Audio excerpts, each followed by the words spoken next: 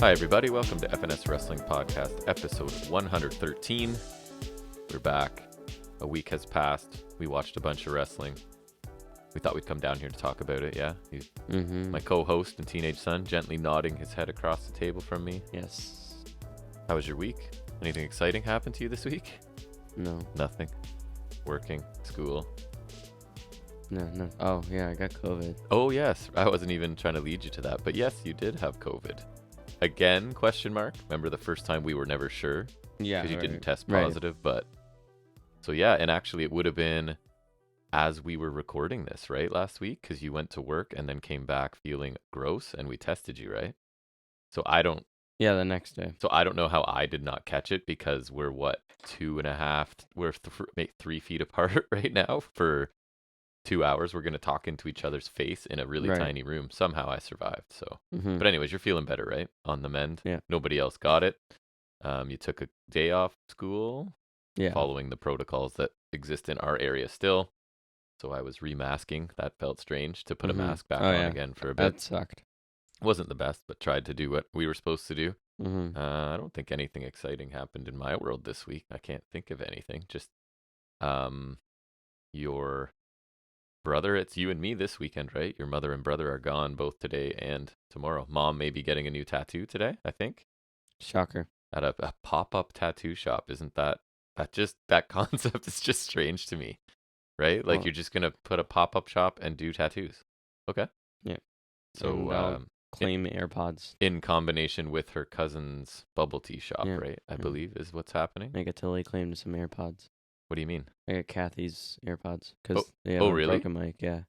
Oh. Yeah, Mom told me about them a little while ago. That's great. Yeah. You'll have to send her a text and thank her. I didn't know that. And they're easier to hide. So at school, so you can be listening to music or at work at all times. Because they don't want us to at work, but right. You shouldn't then. Yeah, but anyways, your job's still going okay? Yeah. Yeah. Again, I was telling you that you listening to a whole bunch of teenagers this past week complain about working at the local McDonald's makes me think you really landed a good first job, because they are not happy people, that's for sure. My request for October 12th is still pending, so... Well, why would you need October 12th off work? I haven't gotten it confirmed yet. Okay. And it's funny, I think I put it on Monday, which is literally a month in advance. That's good. Because we're going to Dynamite here in Toronto, right? Yeah. So and then for some reason, Mom wanted the 7th off because some people come from somewhere. Imagine you have to work and I'll just take your mom to Dynamite. That would be sad. I would just go anyways. I don't care. It would be sad. Forsake it. Well, yeah, I mean, hopefully if it's kind of, if you tell them it's like a gift from your parents and it wasn't cheap. You can add comments there, so I put in whatever I needed to put in. Good. But anyways, that's can't be that exciting for our listeners to listen to. So I don't know. I figure we could talk about some wrestling. I'm ready. Are you? All right. So first segment coming up is where we'll discuss some of the week's wrestling news and rumors.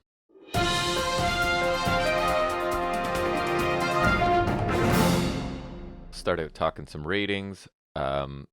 Good news for the ratings we cover for both companies this week. NXT. They averaged 728,000 viewers, which I don't remember seeing it over 700,000 for quite a while. So that's up 6.4% from the week before, and earned a 0.15 in the key demo. So in a sort of strange turn, that's down 6.3%. And like we've said before, my understanding is that is the more important number. So despite being up over 700,000, they're not going to be happy with the key demo going down. But anyways, it's the best overall viewership of 2022, and that was the somewhat funny now 1 year anniversary of 2.0, right? And why that's funny will come up in your news items in a little bit, right? I think. Yep. So Dynamite also had a really good week in both of those categories. So they averaged 1.175 million viewers, which is up a nice 13.5% from last week, and earned a 0.39 in the key demographic, which is up slightly at 2.6%. So ratings were up in every single demographic, with the biggest increase being with females 12 to 34, which was up like close to 40%. So really good week in overall numbers for both programs, and another strong week in the demographic for Dynamite. So a popular week of wrestling, I guess, this week, at least on the non-main roster stuff, because I don't know what they do because I don't watch them. Yes. Anything from you? Or are you just gonna nod for this? Yeah. Making a choice on this episode to just nod? So NXT is getting a rebrand soon. Mm-hmm. It's coming now. Along the lines of Black and Gold, because on the 1 year anniversary show, a video package aired narrated by Shawn Michaels. I think it was at the end. It was very, very end. Yeah. Yeah, I watched So it. he's talking about like the history of NXT and crap like that. Yes. And at the end, it showed the NXT 2.0 logo. Then it was shifting into a new logo, Yes. which is it was like black, gold, and white. Correct. It was the same weird font I don't love, but the stupid colors are gone. No 2.0 also. Yes. And also per Fightful takeovers to return. So Right. Yeah, I mean, it's nice to feel, I don't know, vindicated's the right word, but like we knew 2.0 sucked right from jump, right? Like Oh yeah, I was fully against it from the very first week. And I battled because I had watched every NXT ever since its inception, so I was sort of holding on to it, but I couldn't. It was so bad after a while. Yeah, no, they lost So it me. feels like we weren't the only ones thinking that, right? So it's just, and that's why the whole 1 year anniversary of 2.0 this week was funny because It made it a year, I guess. right, it was quickly followed by like, we're scrapping this. So, I mean, there's no guarantee it's going back to the old black and gold that we loved, but That's a start. right, exactly. It has to be better than the 2.0 era, right? Even just getting rid of the color. I'm hoping they change the arena a bit too, right? That they're in. I'm not a big fan really of hate it it right now. So yeah, I would love if they could go back to Full Sail. I don't know if that's even possible, but I would love that. yes, that's the dream, right? That's the classic. So I think, I'm not positive, but I think there's 2 weeks of NXT that's still already recorded. I know for sure next week is Yeah. taped, and then the week after, I'm not sure. So there's at least one more 2.0. one more 2.0 for sure, Maybe and then two. Probably maybe two. So, but we are saying that we will watch the first and review on this show, right? The first episode of the new NXT, and Hope then so. sort of make our decision from there, I think. Like if it's, I mean, I'll probably give it 2 weeks, or what am I saying? I still watch NXT. I just don't in-depth review it anymore. It's not like I've stopped watching. Probably get a couple weeks because I lasted in 2.0 for a decent while. So. Yeah.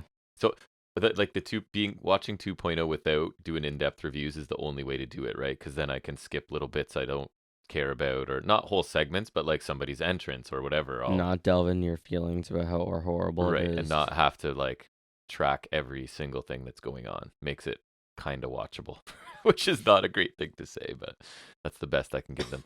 All right, my item here is there was a sort of backstage meeting with Kenny Omega and who else was said to be there? I don't remember. Moxley, Jericho, Danielson. I think. This would be like a while ago, I think. And it was sort of going to be a pep talk, but also some. They said Omega was like the one delivering the tough love, and so apparently some of the roster have sort of bristled at him, saying something along the lines of he would not have hired 80% of them, right? So it's Meltzer saying here, part of the speech by Omega that was described as a pep talk and tough love, but that some were irked by a line he said that 8 out of 10 of the people there he would not have hired. So it depends, right? I mean, he's trying to motivate people. Somebody's going in being. I think it's a huge deal. Yeah, he's going in being the bad cop sort of thing, or the tough love parent. So I don't know. It's just, I thought it was interesting. I don't really have too strong an opinion either way. No, I don't know. That's all right. I mean, something's got to change, right? Clearly, there's stuff going on backstage, and maybe Tony Khan isn't going to do stuff like that. Apparently, so. Right? Doesn't seem like it. Somebody's got to. Yep. I think. So Eric of the Viking Raiders is dealing with a serious foot injury. I saw that. I think after the Viking rules thing. Right. So I mean, it's too bad because maybe they were starting to shift into something. No, you're shaking your head. You've been following. I don't think so. Probably not. It's just my hope. Just from the look of them, I hate it. Right. Oh yeah, the shields and stuff. I've seen just that. The new ring gear with all like the fur and the face paint. It looks dumb. Yeah, they've overcommitted to the Viking aesthetic. Yeah, kind of the thing. The whole heel thing. No. Yeah. I said this to you last night. Are you excited for Oro Mensah to debut in NXT? And you're like, who? And I said, would you get first guess when I said somebody? Oliver Carter. Somebody from UK. Just sounded like. Yeah, so it's Oliver Carter of UK, who he grew on me a lot probably around the last couple months of UK. I like him, but like, what the hell? So they showed a highlight package, which obviously all they can really include is stuff from his UK matches. his character seems to be a little bit different. There was like a candle in this and some flowers and stuff. So I think his character's been tweaked, but he didn't actually say anything. It was just like one of those coming next week things. But I'm interested, and like, to be honest, this is the kind of guy. If this is the new NXT, if they're bringing in someone like Oliver Carter instead of some brand new guy that they're, is very early developmental, then I'm definitely on board, right? Like, he's a decent Right. wrestler Yeah. at least, and not he's got some experience at least. Yes. Yeah. I only have one other story, buddy, so go ahead. So Solo Sikoa won the North American title on NXT 2.0's did. 1 year anniversary after main roster debuting and like joining the Bloodline. So Yes. that's interesting. And then also he defended it last night on SmackDown against Madcap Moss. So that's also interesting. Successfully defended, I assume. Nope, Madcap Moss. Madcap Moss is the Yeah. North American champion. Yep. Wow. Heard it Yeah. here first, folks. Yeah. Congrats to him. He retained, so that's interesting. Nice. NXT title on SmackDown. Yeah, we're wondering, we Sweet. were talking about it off air, sort of, if they're going to try and weave NXT in with main roster, or if this is simply like Bloodline has a whole bunch of gold. Bloodline, I think it also kind of builds Sikoa more without like Zach, because like SmackDown's maker title's Gunther, which I think Right. is gonna be a decent while. I think so too. So I think like Thank goodness. this is like building Sikoa a bit without like I think so. jeopardizing anything else, and then like You think they'll send the title they'll back? send it back. Yeah. Speaking of Walter, I think we talked about Gargano's timing of everything working out perfectly. Walter's has been pretty good too, right? Because just as he's getting a little bit of exposure and it seems like he's not quite as cool as he could be, things shift, and now and that match with Sheamus is just a big deal right now, right? Yeah. So, last thing for me, NXT talent Tony D'Angelo apparently was injured during a match with Wes Lee during the tapings that will be the last 2.0 shows, hopefully ever. So there was initially some mixed reports that it was a head injury, but later confirmed to be a leg injury, I think, or his knee. The match had to be stopped, and there's no timetable for his return.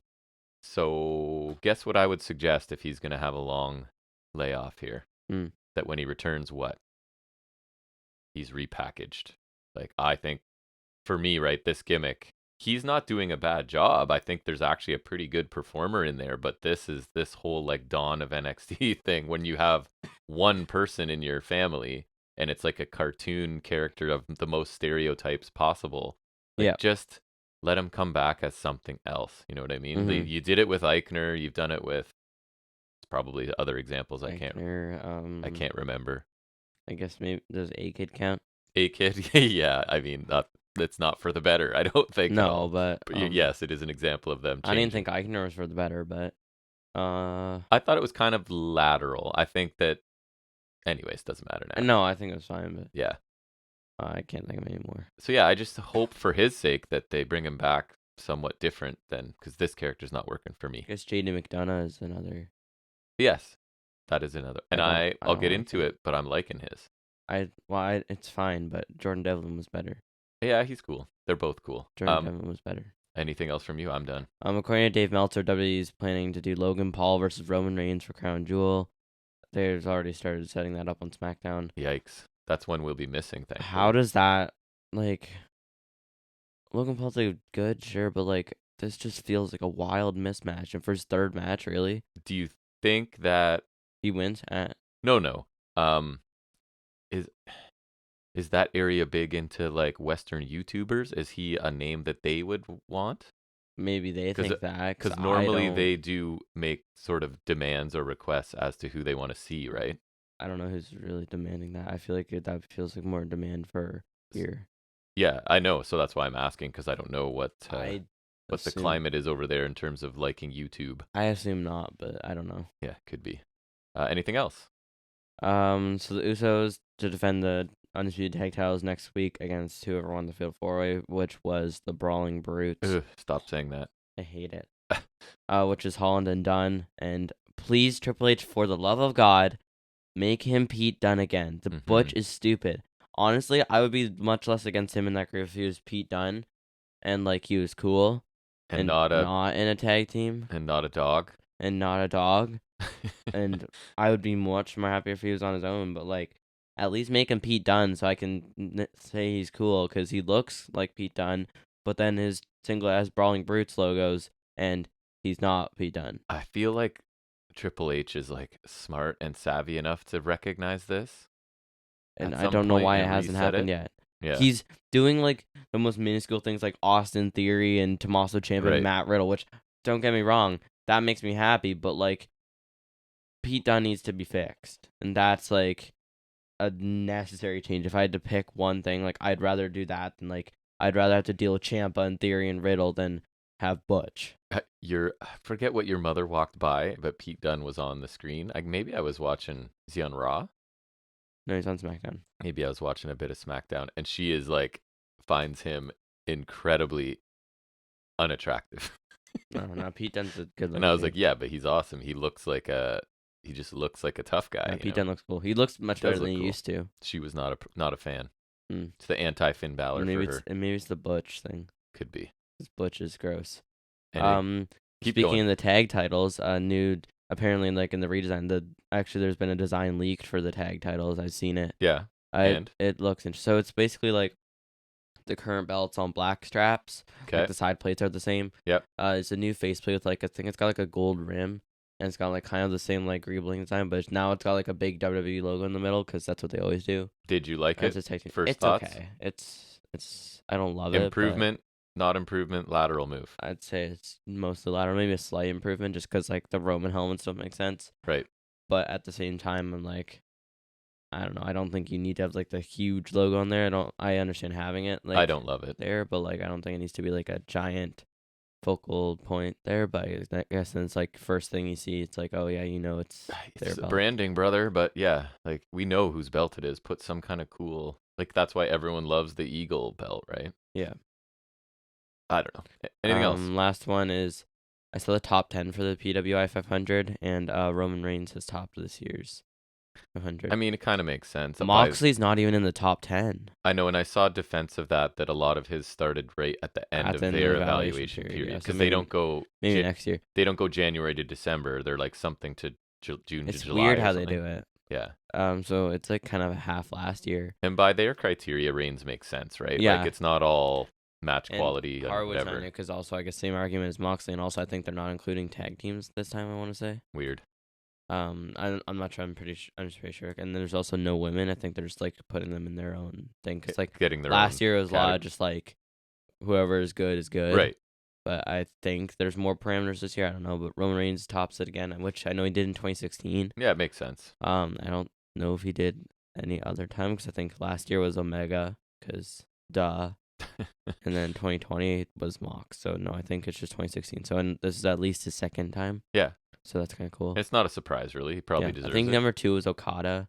I know really? Hangman and Danielson are in there somewhere. I'm out of touch with New Japan. Vikingo is in there somewhere. Yes. I saw, I think he's 8, maybe? I think Big E is in there. Yeah, I've only seen a bit of Vikingo, but he's pretty crazy. He hasn't been doing a whole lot, apparently. I haven't seen him, and I watched the video actually talking about the top 10. I watched the odd random indie show, and I haven't come across him lately. Yeah. I think he's injured or something. Could be. All right. I think that wraps up the news and rumors, yes? Yes. And we'll get into talking about this week's episode of AEW Dynamite.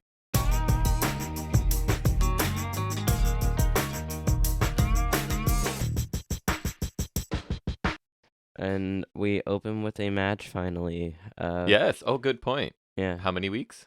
Like at least a month. At least a month. I'm saying 4 or 5 weeks, yeah. Yeah. You're right. I totally forgot. There was absolutely nothing before this, right? So no. Awesome. John Moxley versus Sammy Guevara in the tournament champion semifinal. Yes. Yes. What a mismatch. Yes, a little bit. So notables from the match: Sammy loads forearms and stomps in the corner of Mox, and then walks away to Tom before getting turned inside out by Larry from Mox. We had a chop exchange.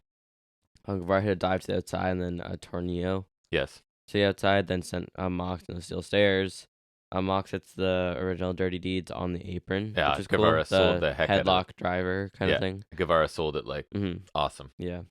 Superplex for 2 by Mox, and then off the kick out, he transitions into an armbar. But Guevara eventually counters and walls to Jericho, but gets kicked off by Mox. later on a springboard cutter by Guevara for 2 with the butt cheek hanging out. Oh, yeah, he Yeah. did have his butt hanging out for a little bit in the middle of this. Moxley counters a GTH into the Bulldog choke. That looked awesome. Mm-hmm. I was a big fan of that. When Guevara's countering out, he hits the hammer and anvil elbows. Then later on a standing Spanish fly by Guevara for 2. Then we had Anna Jay and Ty Conti coming down. Yes. The Low whole point. distraction thing. Yeah. Because Anna Jay's like throwing her jacket in and distracting, and then the ref looked super silly. And then here. Conti kicks Mox in the balls, and then Guevara rolls him up for 2. And the finish comes when Mox counters a GTH into paradigm shift, which I've done before with the figures. So my idea. They stole another idea for me. And he picks up the win. Yep. And that is it. Yeah, I thought I liked it that Sammy came out alone in this match. In theory, like, because it's important and he wants to focus on the match and not like make out with his wife and whatnot. And I did think, even though this is usually your move, I thought his gear was sick. Looked really nice. Yeah, it was all right. So I thought this was like the slow, steady attack of Mox with flurries of offense from Sammy, who just like doesn't quite have enough to defeat Moxley, and that story made total sense to me, right? I thought this built into a really good match. The only low point, as I sort of said, was that distraction with Anna Jay and Jay Mello in the middle. Like, she just tossed her jacket, right? And then the referee, instead of just like what I would think I would do, is throw the jacket out of the ring back into the corner where I can see Jay and the people in the ring and tell Anna Jay but no, of course, he completely turns his back, walks right over to her for like 30 seconds and is yelling at her, ignoring what's behind. I don't know. It just looked silly to me. That's my only sort of criticism. I really like that Sammy toned down his antics to show kind of like how important this match is, right? Like, he wasn't doing his taunts and his poses, and he wasn't going out to make out with his wife. Because Sammy's really good in the ring, right? When he's just focused on wrestling. I feel like if he had done all that stuff, it would have kind of made him seem like a joke, right? Like, if you're in a match that's this important and you're still like posing and going out to kiss your wife repeatedly, you kind of look like a joke. So I'm glad they made that choice. Anyways, another really strong match for Moxley. The outcome was kind of the story of the night for me in these matches. The outcome was never in doubt, but I was still entertained, right? Yeah. Like, I like this match. Yeah, I thought it was a solid opener. It's been a while since we started with the match, so nice to finally do that again. Yes. I thought it was pretty good. The result was never really in doubt, though, which sometimes I don't care and sometimes I do. I think this time it was a little bit of a detriment to me because it was just like, it was so blatantly obvious. Yes. And even more so because I would have expected Darby Allin to face Mox. And I still think that would have worked better, and would have made more sense given the history there. But I think Guevara did a good job here nonetheless. Like, I think it worked well. For a combination I don't remember seeing before, I thought they worked together pretty well. Good. Yeah, that's true. I don't remember either. It's nice to see Mox dust off that old dirty deeds as well. The GTH counters were really cool.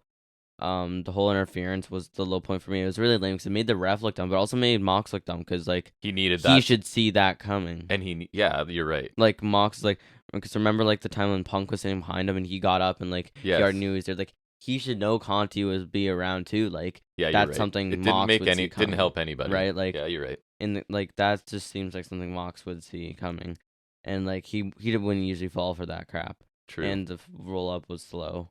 Overall, though, I thought this was a good opener, obvious winner, but that's not like the be all end all. No, it was good. I thought I liked this version of Sammy where he's just wrestling. I thought he looked really good. Next, MJF speaks, and so he's walking down. He cuts his music, tells the crowd to shut up.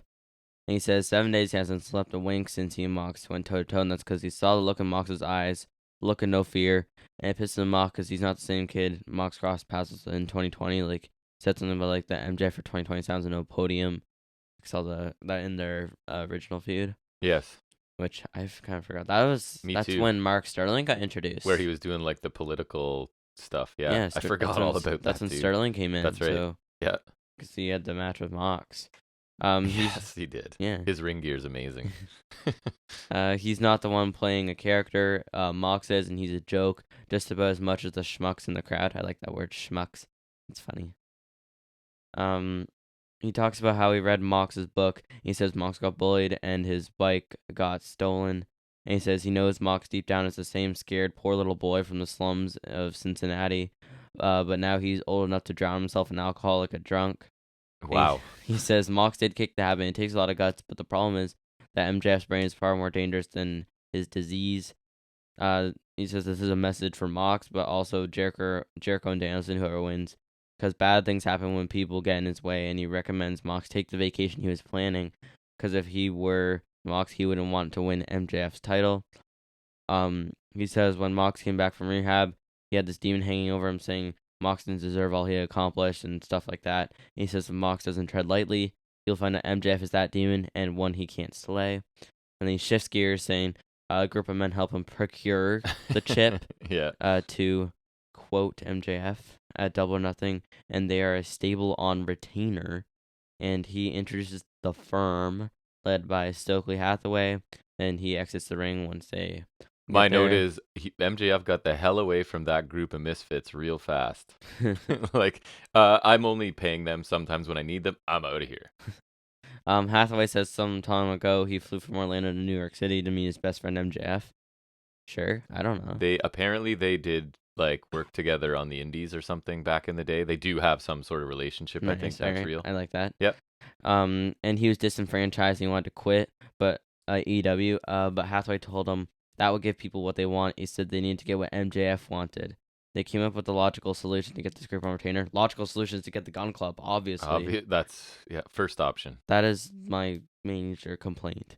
And they will pursue their own goals while they help MJF attain his. When they are not needed, they can be left to their own devices. He says everything he has been doing since Double or Nothing, which would be when he debuted, I think, right? Yeah, I believe so. When Cargill had a match against someone. No doubt. Who was it? It was a pay-per-view. I'll look it up. It was Double or Nothing this year. So everything has been a con getting in the system. He says the more gossip, the more power you have, and there's nothing like a good blackmail. I don't know what that's in reference to. He says, let's talk about what they want. He says Morris, he wants to do whatever he wants. Don't we all? Anna J. I thought so. Mm-hmm.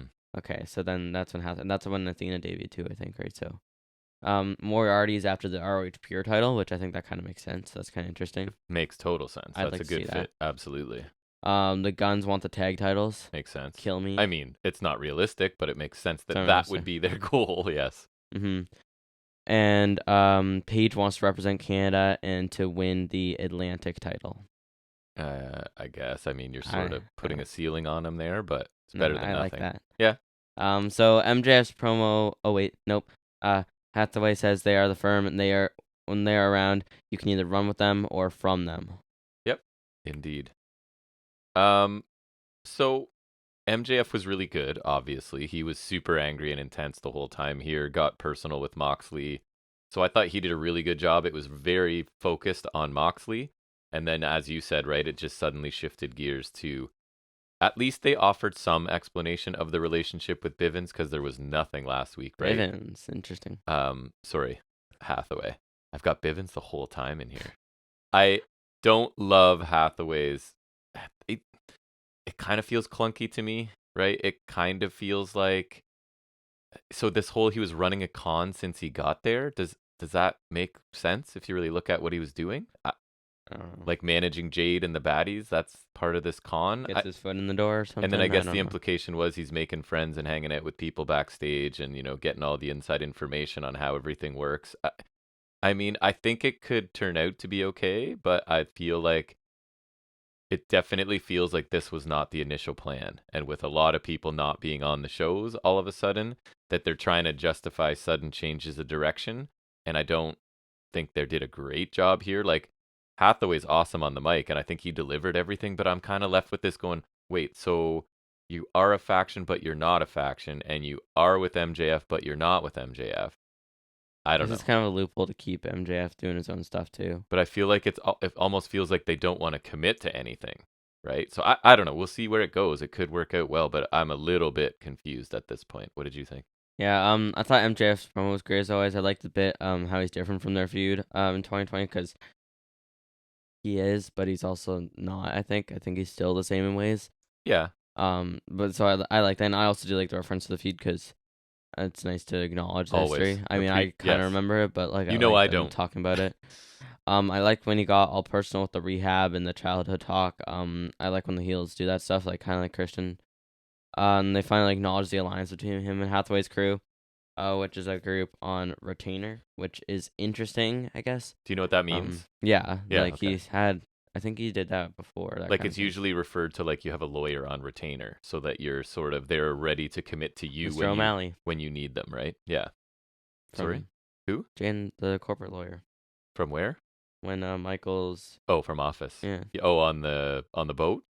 no when he's not supposed to say that's what she said, and then he says that's what she Oh, said. right, That right, right. guy. And he realizes the lawyer's there for him because he Yeah. think, yeah, okay, sorry. Okay. Yep. So it leaves it so that MJF is still free to be MJF on his own, I guess, when necessary. But then maybe if he's in a feud, he needs muscle backup, which he usually does. Yeah, I guess they have it, yeah, so I guess it works. And Morrissey's the new Wardlow. right. It's a little lacking in star power, but honestly, I'd like it a lot better if the tag team with the group wasn't the Guns. I'm fine with Morrissey. I think Moriarty's solid, and I love Ethan Page. And I like that they So built a faction with a specific like idea for each of them, I like a did like goal. that, yes. But you're right, it's not I super see the potential in realistic. pretty much everyone other than the Guns. I just don't.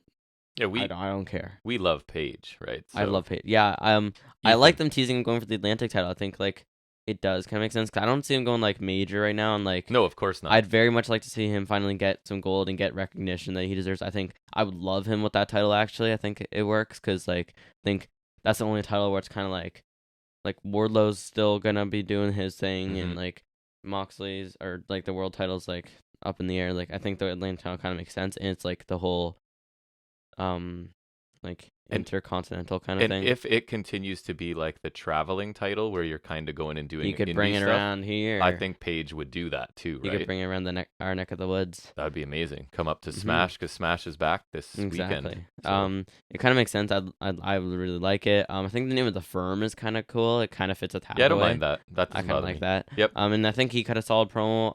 I liked MJF a lot more than the Hathaway, but I thought this was long. But It in general, I thought it was pretty good. That is a point I did not make. It was long. Yeah. And it was long for a group of, no offense to Paige, because I love them, like mid-carders, right? This was a very long mid-card segment. I guess half of it was MJF. Yes, that's true. So next we get a Jungle Boy Jay Lethal package.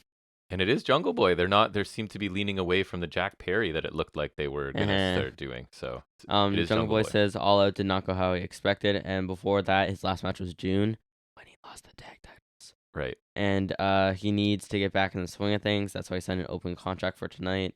We cut to Lethal with his people. That kind of sounded funny. Almost rhymey. Lethal says Jungle Boy wants to get back in the swing of things, and he says they'll see about that.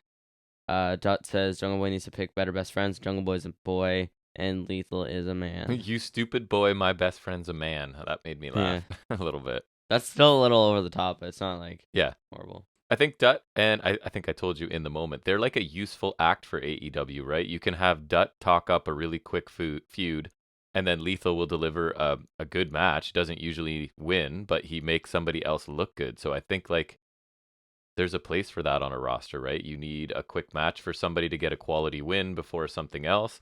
Dutt can talk his way into it. Lethal will have a good match, and then you move on. So I wouldn't say that like this act is awesome, but I think they like serve a purpose and play that role really well. Yeah, I was kind of in the same ballpark. Like, I thought it was a fine bit. And it's kind of like easy setup, like Right, open exactly. contract, simple, and like I think Lethal fits the bill pretty easily there. And Exactly. we go right to the match next: Jungle Boy versus Jay Lethal. A few notables from the match, not a ton. Escalator arm drag and a drop kick by Jungle Boy, the typical shtick. There's a strike exchange. Lethal goes for the lethal injection. Jungle Boy avoids it to comeback earlier and a brainbuster for two. So that was kind of It was. that was a solid combination. Then a nice bit here with so Jungle Boy goes for a kill switch, but Lethal shoves him in the ropes. So then Jungle Boy tries to go for that lariat again, but Lethal ducks that, counters it into a lethal combination for two. So that was pretty nice. Then shortly after we get the diving elbow drop for two, and then so the finish comes when Sanjay Dutt is distracting Jungle Boy going for the snare trap. Lethal comes in with an O'Connor roll from behind for two, and off the kick out tries the figure four, which Jungle Boy counters into a snare trap, and eventually he gets the win there. Yeah, I like this match in the middle of the show, right? I thought it was there was a lot of Jay Lethal working Jungle Boy's back, and he does a good job of that. I thought Lethal looks like vicious and calculating by targeting the injured back. Jungle Boy gets to look like the resilient kind of baby face, and everyone did their job really well. Jungle Boy gets the quality win, like we're saying Lethal's kind of there for. I thought this was a good match. Mm-hmm. Yeah, I thought it was a solid TV match. It was nothing amazing, but solid action in general. A solid win for Jungle Boy, I thought. After the Samoa Joe nonsense was dragged out too long, I think Lethal and Co seem to have found their spot on the roster. Yes. They're not going to be. I don't think they'll ever do a whole lot, but they can be in turn for a fast program like this for someone, or like a very short term feud. And Satnam Singh cashes checks for doing absolutely nothing. As Lethal's like a veteran now, so he can take losses, make people look good in matches with, which I think was done well here, right? Like, yes. He's a good hand to have because I don't think he's going big anymore, right? I think his days going big are over, and so now it's like this is kind of a spot, and I don't think it's a bad spot to have because you need this kind of thing on the roster. And he's I think, just super consistent, right? Right, he's consistent. He's not like the best. He's not like super exciting, but he's solid, and I think it's some stability within the card. So they've kind of found their niche, right? And that is a niche that you need to fill. So it's good to have that. I think this was a solid bit here. Next we have, and I quote, training session with cold-hearted, handsome Devil Hook and worldwide phenomenon. Their words, no one else's. Action Bronson.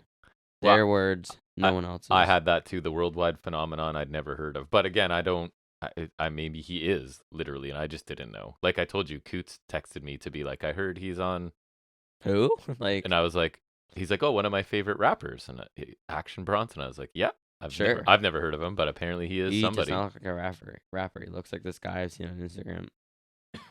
So the worldwide phenomenon. Workout and ring. Yep. Bronson says, training montage. Looking at New York City, born and raised. Next week they're gonna whoop 2.0's ass. Hook says next week be ready. This is fine, not much here. Big phenomenon for sure. I don't care. I'm Action Bronson. I mean, he's cut to. He sounds fine. Like, he sounds good. I think. I just don't care. I agree, but he's had a tiny bit of physicality and 2 little promos, and I think he's done everything. No, he's got a solid presentation for sure, and I already like this more than Logan Paul, but I just don't care. So I'm interested slightly to see what he looks like. And I'll mostly just be me and him because I'll make fun of him for being a worldwide phenomenon that I don't know. Because I'll just do that. And they kind of lucked out because he does Hook's theme song, and Hook doesn't really talk, right? So at least this guy seems like he can talk. So I don't know how long he's around for, but what they've given him very little to do, but he has done it really well, I think.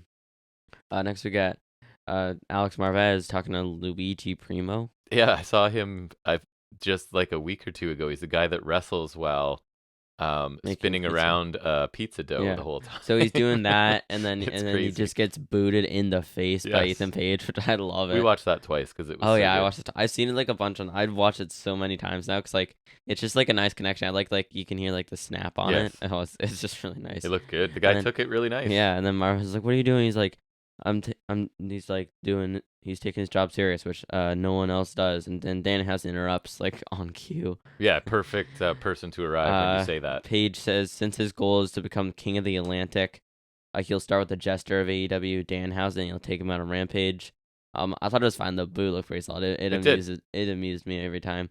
It was a solid bit from Page. I like him calling himself the king of the Atlantic or wanting to be the king of the Atlantic. I think that's a pretty funny way to put it. I hope he calls himself that if he wins the title. Yeah, Page is great, and this is just like all I need to instead of this match being just announced and nothing. Right? We now have this is great. Little bit. I don't even mind if he starts being like some other like Atlantic qualifier people, like not like in qualifiers, but like I mean like. People that would also qualify for that title, I mean like Atlantic people. I don't know how else to say that. People on that side. Yeah, but like I wouldn't like if he kind of builds his way, or I wouldn't mind if he builds his way to it because I think it'd be cool. I like him going for the title. I'm happy with Ethan Page getting more time to shine. And this idea that he's the only guy taking things seriously, because angry Ethan Page promos are pretty awesome, right? So if he's just always pissed off about everything, I look forward to hearing him. Oh yeah, I love Ethan Page. Obviously he has to beat Danhausen, right? And then we see where it goes from there. But destroy Danhausen. But anytime I saw him kind of chuck him with the ego's edge. Anytime Ethan Page gets on TV, I'm happy. So I'm good. Next we get highlights of Darby Allin at Nitro Circus. I remember they had the monster truck of Nitro Circus. Yeah, that's right. It's like a group of they do like those kind of X Games stunt things. Yeah. Yeah. And then off the back of that we get a Matt Hardy promo. Yeah. What was it? Alan did a backflip on a tricycle, right? I have no idea. That's what you didn't watch it? I didn't really pay attention. It was 'cause a backflip I thought I on didn't a. really have to. They showed 2 attempts. The second one was successful. I figured it was nothing. It was a backflip on a tricycle. Whether that is something or not, I leave that up to the listeners. Next we have Matt Hardy promo. He says Darby continues to raise the bar of extreme at Nitro Circus. And he respects it. And he still remembers the match Darby and Jeff Hardy had, which made me sad because then I remember that Jeff Hardy was in fact in AEW. Yeah, and exists I've at all. legitimately forgotten that he's been in AEW. Like he faced like Adam Cole. He had like that match with Darby. He had, like they had like that 8-man tag thing. I legitimately forgot he was ever there, and you got I could a have harsh been. reminder. Yeah, and then I saw a news thing that he could be returning soon. No, thank you. No thanks. The Hardys were supposed to win the tag titles, and that scares me. So I know. no, that legitimately scares me. Because then what would happen? Like no Swerve in Our Glory, probably no Acclaimed winning the tag titles, which they probably will. So that would suck. It would. I don't like you, Jeff Hardy. Other than when you paint your face. I don't need to see Matt Hardy wrestle. I don't want to see frankly. Matt Hardy wrestle either. But he's speaking to me on TV, which makes it unavoidable because I have to look at the TV. You do. And so then he says he is refocusing in AEW. He wants to climb his way back to the top. Sure, Okay. do that. Sounds plausible. And then drop his way from the top. Can't he? Back down. There was a time where they said if he did one more leg drop, he was going to be paralyzed. I remember hearing. Now he leg drops. Now it's nobody's business. Leg drops just for fun, for sport. For sport. And that's why he's challenging Darby to a match on Rampage. Yeah. Yay! Not a must see for me. So we're back to making Rampage must see. Is that it? Yeah, I guess so. Not. Yeah, I didn't care about this. I don't really have too much to say. I don't need to see Matt Hardy. This is a bloated roster full of talent. Put somebody else in that spot. That's all. Send him back to WWE because that's when I don't care if Just they release him or put him in some he seems to have a pretty creative mind. So put him in a creative role or a manager role, something, but not in the ring. It's not necessary at all. He's pushing 50, and yeah, he's the older one, right? Don't need it. Yes, he is. And isn't Jeff Hardy like your age? I believe that is correct. I think it's 48 and 45. Also pushing 50. Yeah. Burn. Yeah, nice. Next we get Powerhouse Hobbs versus Matt DiMartino. I didn't even get his name. What a jobber name. Didn't even get his name. Jobber. A thin jobber. Powerhouse versus jobber. Yeah. No, the Monstar. The Monstar. I remember that. That was kind of funny. There's a corner splash by Hobbs, spinebuster over. Large spinebuster, yes. Hobbs says that he beat Ricky Starks. He says Ricky is tough and he spent 21 months in the trenches grinding with him. But poor choice of words, but it took 4 minutes and 35 seconds for Hobbs to beat him. That sounds accurate. I think it was. He says now that the chapter is closed on Starks, it's time to open a new chapter in the book of Hobbs, and it starts tonight. Starks makes his way down from the steps in the crowd. He bolts past security, attacks Hobbs, and then hits a shot with a microphone and sends him out of the ring. Then Starks kind of stands tall, getting a bit of revenge there. Yeah, the spinebuster looked good. I've been impressed with Hobbs' mic work, to be honest, since he's gotten a chance to speak, because he really didn't for a really long time in Team Taz or whatever, right? He's not on Stark's level, but not many people are. But I think he does a really good job. You knew another match was coming between these two. I thought this was a simple, effective way to remind us that is what we're gonna get. So I had no problem with this. Mm-hmm. Yeah. So it's just a squash. Not much to say. Jobber very skinny. Yeah. Spinebuster very big. Yeah. Exactly. Post-match promo from Hobbs was solid. He has been delivering pretty well on the mic, I think. I agree. And the Brawl Starks is quick but solid. The mic shot was kind of cool. More of an angle than a match, but that's fine. Definitely. All it needed to be. Next we get a Death Triangle promo. Pac says their momentum can't be denied, and then Alex comes in saying they got it made. Lucha Bros will take on Swerve and Lee for the titles tonight. I just love the way Pac speaks for some reason, because it's the bastard gimp he is, even when he's a baby face or a heel. He's still just so intense. And Pac says the time is now. Solid promo. It was short. Match should be good. Mm-hmm. Yep, that's all. I just love Pac. Speaking of the match, when will that match be? Probably next month. Yeah. Oh wait, it's right now, right here. Mm-hmm. Next we get Lucha Bros versus Swerve Strickland and Keith Lee, who don't have a tag team name. Maybe they should get one. I refuse. AEW World Tag Team Championship. Well, I don't think I will not say Brawlin' Brutes or their team name. Brawlin' Brutes or Swerve and Glory. Correct. Neither of those. I'll always say Swerve and Lee. Swerve in our brawl. Because A, it's fewer syllables, and B, it doesn't sound ridiculous. Brawl in our glory. Yeah. Brute in our glory. Brawl in our brute. Sure. It's the Swerve and glories. The Swerve and glories? The glorious swerves. The glorious swerves. I don't know. God. Some of the notables, Phoenix hit a roll to dropkick to Swerve. Then Lucha Rose hit that wheelbarrow splash thingy for one count. Strike exchange between Lee and Phoenix. Unwise by Phoenix, but sure. Yeah. Rope swing back heel kick to Swerve by Phoenix. Then Penta gets a hot tag, hits a flurry offense. There's a nice bit where Phoenix hits Swerve with an avalanche Spanish fly. And Penta jumps off of Phoenix's back to Destroyer to Lee for 2. Keith Lee is a large man, and they nailed that Destroyer. Yeah, absolutely. Nailed it. Finish comes when Lucha Rose line up their tag finisher. But Swerve shoves Phoenix off the top rope, and then Lee hits Penta with a Big Bang Catastrophe for the win. And the tag champs retain. Post-match, the Acclaim come out. Caster says to cut the music. No, never do wrong. that. Never do that. You could have just cut this promo in a rap, and I would have been happier. Lame. But anyways. And he says the Swerve ever interrupts him again after he cut off his own music, but whatever. He'll beat his ass. He says to do what he does best, which is not hugging every famous person he knows. That was funny. Which is pretty funny. Like, again, that would be so much better in a rap. Yes. The crowd would be like, oh. But I guess, is the point like he's too angry to rap? He's getting serious or I something? Guess. I don't know. I think maybe. He tells him to roll Keith Lee in New York so the Acclaim can win the gold. And Bowman says they'll beat them all over New York City because everyone loves the Acclaimed. Because I don't know about you, but when he said you could roll Keith Lee, like I actually started picturing rolling him because he's basically shaped like a ball. Yeah. Yeah, that was funny. So this match was like 8 minutes long, which is not long, but pretty much as good as you could hope for in an 8-minute match, right? Like packed lots of action into this quick little match. I thought one thing that made me laugh was the way, remember when Phoenix came off the ropes and Keith Lee caught him? Oh, yeah. Keith Lee didn't even like budge a centimeter. It was funny because also the second time he was like again, and then he just like caught him easily. Because sometimes they'll they'll catch a guy and the weight and momentum will force him to take a step back. He's just like you hit a wall. Yeah. And it just grabbed you. Like you jumped on a Velcro wall. Yeah. Basically. Which made me laugh. The sequence with the Destroyer looked awesome. Keith Lee nailed his finisher to Penta. Hit that. I like that move. A really fun sprint of a match that got Swerve and Keith Lee a quality win, I guess, ahead of the Acclaimed rematch that I'm looking forward to because I love the first Acclaimed Swerve and Lee match. So Acclaimed, Caster spoke well, but again, like he wasn't rapping, so I'm a little disappointed. But I liked all of this, I think. You? Yeah, good win for Swerve in our glory. Yep. Ugh. This is criminally short though. I think a normal like match between these two teams would be awesome. And maybe that's what they're holding on to. I hope. But for short TV time that they got here, this was still pretty good. Good for what it was. Sequence with the Spanish Fly and the Destroyer was really cool. It was a solid win for Swerve and Lee. Builds them a bit before next week.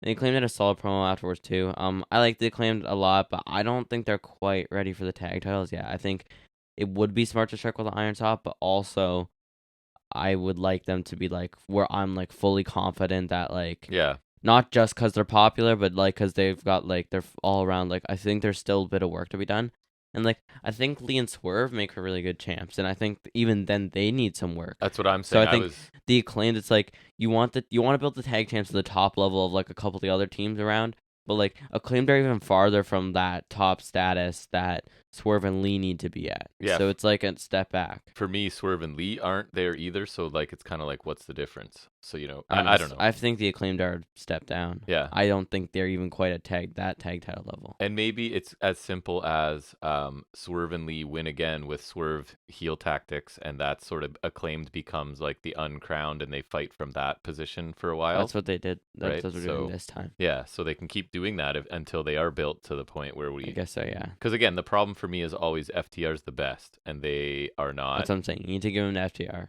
It's hard to get them to that level, I think, though, right? But anyways, I like this match at least. Next, Marvez catches up with Death Triangle. I think it was after a commercial break. Mine is just Marvez makes Pac angry. In packaging say that it was a bump in the road. He says they are the Trios champions. He's the inaugural Atlantic champ, first double champ. He says to put respect on their name. Orange Cassidy comes from out of frame with an orange punch, and he says double champ, not for long. Yeah, another like super quick segment to just add a little bit of Mhm. build to something, right? So Yeah. I didn't mind this I either. didn't mind it. Solid bit from Pac. Orange Cassidy was solid. Ethan Page better come calling after this match is done, because gotta get him on the track to the title. You know what I'm saying? And it's funny because King of the Atlantic, baby. Orange Cassidy for me is in the spot where I don't ever look forward to his matches, but I almost always end up liking them. I find it funny. Him and It's Pac weird. always end up kind of circling back, because his Yeah. first match was against Pac, remember? Yeah. Revolution 2020. And I was like, ugh, it's Orange Cassidy, whatever. And like, sometimes I'm like, Then, best like, match on the show. The you know? Ospreay match. Yeah, was fantastic. So I love Pac. I don't know. I just like the way he talks. Yep. It matches his ring work. So this was fine. Speaking of people you like to see talk, Oh man, this was tough. Tony Storm and Athena promo. Sorry. Because they're best friends, don't you know? NXT, I guess. Yeah, I don't know. But sure. But that's my note. That's the depth of writing for women in AEW. Tony Storm just announcing that she and Athena are friends. So that's, to me, that's just lazy. I don't know. But anyway, sorry, you haven't even said what was Storm said. says Baker took out her partner Cheetah, so her friend Athena is stepping in, and she's more than capable. I'd hope so. Or like, imagine my friend stepping in. She is not capable at all. I fully expect her to do a crappy job. But I got no other options. Yeah. Better than nothing. Athena says she's been brushing and flossing and eating her apple a day to keep the DMD away. She's so bad. Oh man. I want to like you, Athena, but what happened in like that promo before the All Out promo, or like the Rampage one? Yeah. Again with Cargill, that was actually good. And even her facial expressions in this one, as Storm is talking, are awful. Yeah. It's not great. I thought Storm sounded bless you. Wow. Ow. I thought Storm sounded okay, and Athena was gross. That was gross. Amazing. It's on my pant. Ew. It's on my hand. Hold on. This is amazing podcasting, people. He just sneezed all over himself. Ugh. You know, it like hurts you. So yeah, I don't know. Athena is why she needs to speak. I think at this point, like, for a while, it's like you hope she improves, but how long do you go before right, you it just was like she's not good at the promos? Well, who were we like that with?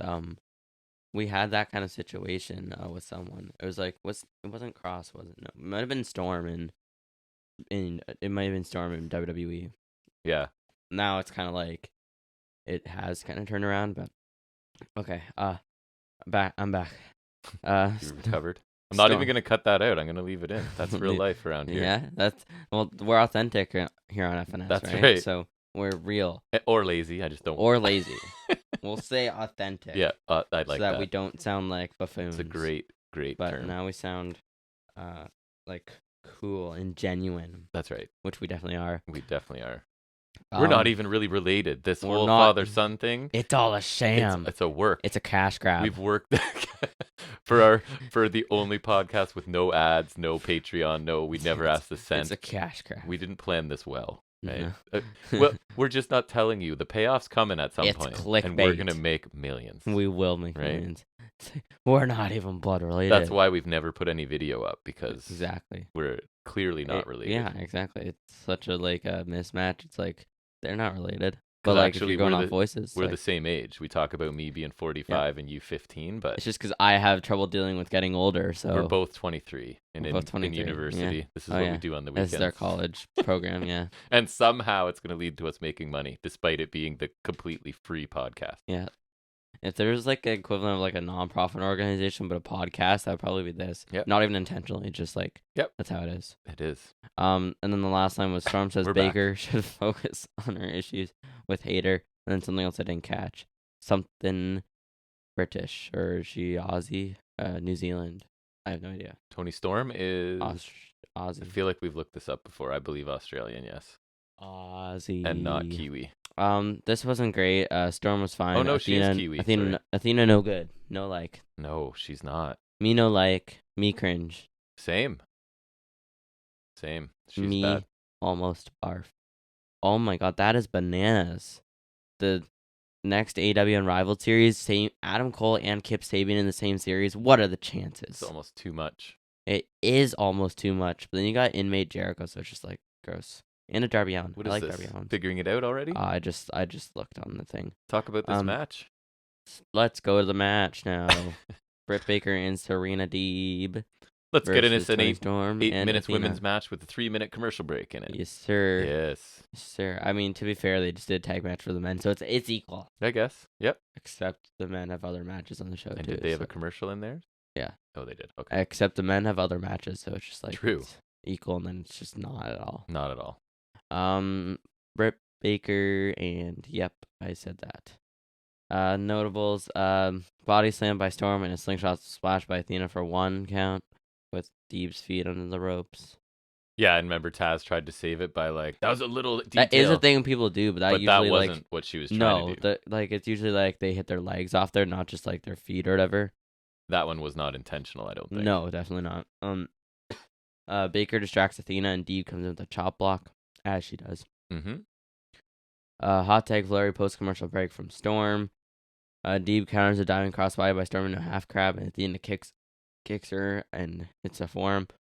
But Deeb holds on. See, Sting, it makes sense sometimes, but not with Sting. Not with Sting. You didn't even have to talk about Sting this week because he wasn't on the show, and then you went and did it. Deeb could do it, or it would make more sense for me, like Brody King, or Danielson, or Moxley, or maybe Cesaro or Claudio, maybe Garcia, not Sting. And so Baker super kicks Athena, which looked pretty good. And then super kick Storm. Not so good. Not so good. Missed her pretty much. The finish comes in. Reba provides a distraction. Baker props a chair in the corner, which Deeb shoves Storm into the chair and rolls her up for the win. Which I mean, you couldn't have hit like the Deeb talks after, right? Or Deeb talks on the chair, or something cooler. Then Athena attacks Deeb, but takes a super kick and a curb stomp from Baker. Baker grabs the chair looking to hit Storm. The hater runs out, takes it, then hits Storm with the chair, but she's still mad at Baker and leaves. I kind of like that. It's kind of weird, but she's I mean, it was cool. I'm a heel and whatever, but I'm also have a problem with you. I don't like you. The one highlight I liked from Athena was that Canadian backbreaker into a code breaker. That looked pretty cool. Unfortunately, it had immediately followed a botched. Remember the handspring forearm in the corner that didn't really connect, but. No. And one of my notes is saying that Deeb considers herself the best technical wrestler in the women's division is more character development than almost any other woman, and that's sad, right? So at least we know her motivations and whatever. She thinks she's the best technical wrestler, and she's going to prove it. Do we know anything else about anyone, really? Britt Baker's obviously had some character development, but anyways, I thought there was pretty good action for an 8-minute match that had a 3-minute commercial break in there. There was a couple mistakes, but there was also some stuff that looked pretty cool. I guess my issue, Storm doesn't really feel like a hot champion to me, and then she loses here, even though it was by, obviously, a chair and stuff. I just don't think it helps her. I did like Hayter's actions after the match. I think it's kind of like she's not cool with Britt Baker, but she's also still a heel, maybe, in the larger context. Anyways, I like Hayter, so I'm interested. And I like the build to Hayter Baker is some of the most effort AEW's put into a women's storyline, right? I think in quite a while. So, anyways, I didn't mind the match. You maybe since Baker, Rosa, yeah. Which even the one this year was, remember the short build? Yeah. Last year was like the actual lengthy. The first Magic. Yes, that's right. I thought it was a solid women's match to think about as good as they could do with what they got. I think it would have been much better without a couple slip ups and with more time. But I mean, if I had $1 for every some time of the action was cool though. Yeah, for what it was, I thought it was pretty solid. Yep. Finish was all right. I don't think there'll be much, but Baker and Deeb make for a solid unit, I thought. I love Serena Deeb. I've come 180 on her, right? Like, she showed up and I was like, eh. Even, like, with the NWA defenses that she had, like, when she was still babyface, I enjoyed that. Like, I started liking her more since that, and then once she turned heel, I think it's been, she's kind of like the women's Danielson a little bit, right? Like, I just really like that I can counter whatever you're going to do, and I'm just a better technical wrestler than you. It's awesome. Yeah, I kind of like her with Baker. I don't know why. I just kind of enjoy that. Yep. And then they did a solid job of furthering the Hater Baker storyline as well. I think it's a little odd, but I think it was well done. Yep. Next we get a Sterling promo with Nice and Woods. Nice said Wardlow hit a cheap shot headbutt to him last week, and that's like a legal move. Yeah. And he's looking at you. It's not like he was hit you from behind or anything. Yeah. But anyways, details, heels. He chose to heel logic, I guess. Touch his pecs or whatever. Right. Sterling says he also tried to power him Sterling. Thankfully, Josh Wood was there. He says they have secured a Ring of Honor TV title match Rampage, and they'll get the representation they deserve, I guess. Or Yeah, something. that is what he said. Yeah. So that line made all of this feel like a slight on Tony Nese a little bit, right?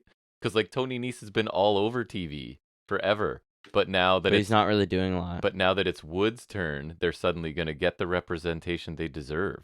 So I don't think that the intention was to make Nese look bad here, but I kind of feel like that's what that line did, right? Like he's had many, many matches, even with Sterling there, and now it's like we're finally gonna get the representation we want because the other guy is getting a match.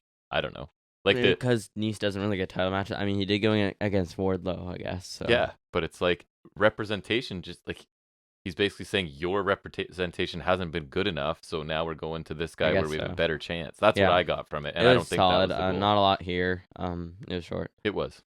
Yeah, Mm-hmm. like Sterling's always good, right? He delivers solid promos all the time. So Yes. yeah, I was just a bit confused by that line, making it seem like the whole thing's a slight at Nice. Mm-hmm. Next we got our main event, which is Chris Jericho versus Bryan Danielson, Grand Slam Tournament Champion semifinal winner faces Moxley next week for the title in the main event of Grand Slam. Wow, very quick. Yeah. Like the Micro Machines guy from the 80s. Excalibur. Yeah, that's it. Yeah, you're right. Yeah. He has to do that. It's like a lot of time matches next week. I think there's this one, and there is the Atlantic title, which is Pac and Orange Cassidy. You have Acclaimed, Swerve and Lee, nice. And Claudio Jericho for the Ring of Honor title, which is kind of weird. And I don't think I'm missing anything. Is the Hook match is on the main one, right? Because I don't think they're on the Rampage one. I think so. So I know it's unrelated, but speaking of matches to look forward to, Aussie Open's taking on Machine Guns next week on Impact. Aussie Open FTR is October 1st, by the way. Ooh, that's exciting. Yep. So notables, Bryan comes in like pretty much right away with chops, and then that kind of backs Jericho into the corner, and he unloads chops and kicks to Jericho in the corner, sends him to the opposite corner, hits one of the running drop kicks. Later on, a wrecking ball drop kick by Danielson, and then a running knee off of the apron.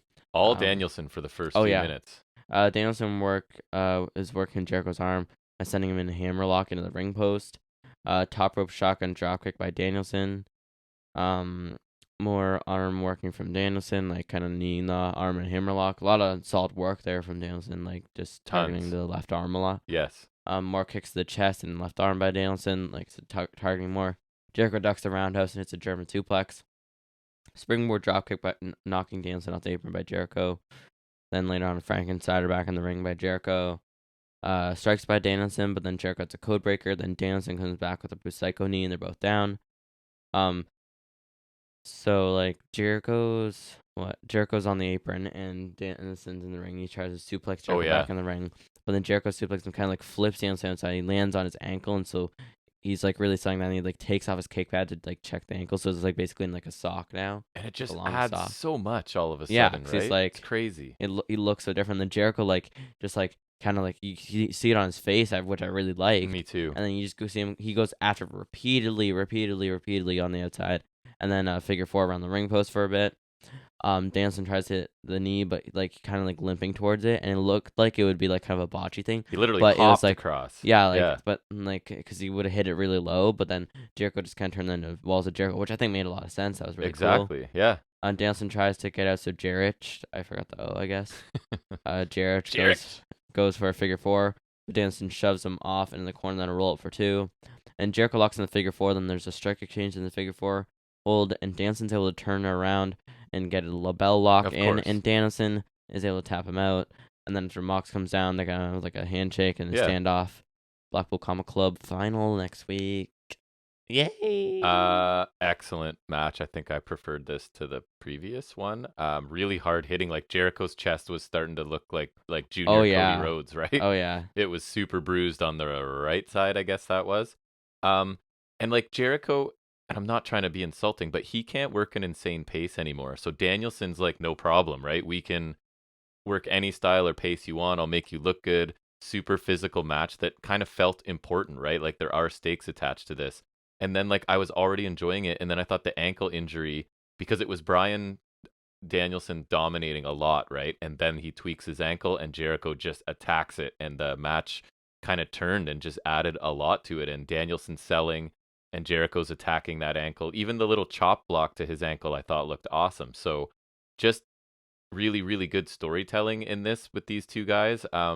Jericho comes away looking like a vicious opportunist, right? And Danielson's that resilient babyface that can just counter everything out of nowhere. So I really, really like this match. I thought it was excellent. The selling and storytelling, right? Again, I never doubted who was going to win this match, but I still thought it was fantastic. So Danielson is just a master, right, of this. When he wrestles a talented opponent, the thing with him is like, it's really easy to imagine you're watching a real fight with him, right? Yes. And at the end of the day, that's mostly what I like in wrestling. I do like some entertainment stuff too, but this is what I really want to just be able to forget that these guys are pretending and enjoy it as a fight, and he's the best at that. So I really like this main event, and I think him and Mox are going to tear the house down possibly, right? Yeah. So it's what we thought, but it was awesome. And now it's been almost a year, or like it's been a year with Danson, but like his first match was Omega at the first Grand Slam. So, I thought this was an excellent main event, maybe because I was paying attention to this one more, but I enjoyed this one more than the All Out match. No, I did too. Which was good, but I like this one more, I think. I like how Danson started out right out of the gate, and then in the early going, he was largely dominant in this. Really was. And then I think in the middle stretch, it was more competitive, and then Danson was sent outside off that like flip out. And then a large portion of the latter half, like Jericho dominated the ending stretch there. Then Danson was able to turn around in the last second and get the label lock, which he was trying to work Jericho to earlier on. And I thought Danson did a good job around the arm. Like he did that a lot effectively early on. So then like when the label lock kind of came out of nowhere, it was still effective and it made sense, not just because it's his finisher and that's like he has to win with it. And then I think Jericho did a great job in this match too, because I think there's the one point they were like striking, and then like Jericho did like this, he's like, what else am I supposed to do? Commentary even made a note of it. I thought that was really good. And his facial reaction after Jansen took that spill to the outside, like, and then he pounced on it, like he was just like, smell blood in the water kind of thing. Like, I thought that was really good. He looked pretty vicious, relentlessly attacking Jansen on the outside there. I thought this was really good. The result wasn't much in doubt, but I thought it was still really well done. I really liked it, actually, especially for a Jericho match nowadays. I think it's good that he still can have like a really good one every now and then. Danielson, a lot of credit to him for pulling that one out. I think both of them did a really good job here. I think this is really great, and I am very looking forward to Mox versus Danielson next week. I think I'm okay if either of them win. I would prefer Moxley, but I'm happy either way too, to be honest. Excellent stuff. Thoughts on the show? I like this show a lot in ring. I like the opener. I like the tag match. Actually, both. I'll even say I like the women's match, right? And the main event especially was match of the night, obviously. But I felt like, in comparison to the last few weeks, there were no real promos or segments of significance. Like MJF's, yes. And Bivens was supposed to be, again, Hathaway's group was supposed to be, but it was kind of a miss for me because it's like mid-carders with kind of a weak explanation. So I feel like in ring, really good. Out of ring, not so much. So I have to put it, lately it's been a B+ for me. So I feel like it's a notch below that. So I went with the B, but I love the main event and really like some other matches. I just felt like all the other stuff was not really that compelling this week. You? I was close to a B+, but I decided it had to be a little bit below the last couple I think it was weeks. solid show. I agree. I think all the matches pretty much delivered. I thought the opener was pretty solid. I think Jungle Boy Jay Lethal was solid as well. Like, just not exciting, but again, like it was solid action. Powerhouse Hobbs got a good squash. Both tag matches I thought delivered pretty well. More so the tag title match. And then the main event I thought was excellent. I thought it was very good. I'd recommend checking it out. I think it was pretty good. And as far as segments go, I think the best one was MJF. I think the Firm was solid as well. Like, and I'm really happy Ethan Page getting some more time to shine in this, and then like also attacking the pizza guy. I like seeing more of him. I thought both bits with Pac were pretty good. The Hook Action Bronson thing was okay. I don't think anything was bad per se, other than the Athena thing. Yes, very bad. But I think it's a solid choice. I think I'll give it a B2, and I think next week should be a really good one. And for me, it was closer to a B+ than a B-, right? I think next week will be very me too. Good. I'm pretty excited for that one. All right, so that will end our in-depth review of Dynamite and take us to a little bit of a trivia break where I'll hit Jack with some general WWE trivia this week in off the top of his head.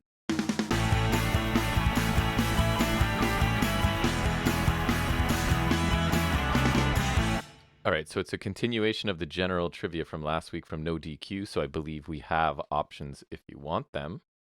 So we'll hit the next few questions here. I don't know if we left off at this one last time or not. I can't remember, but I don't think we did. Who was AJ Styles' tag team partner in WCW?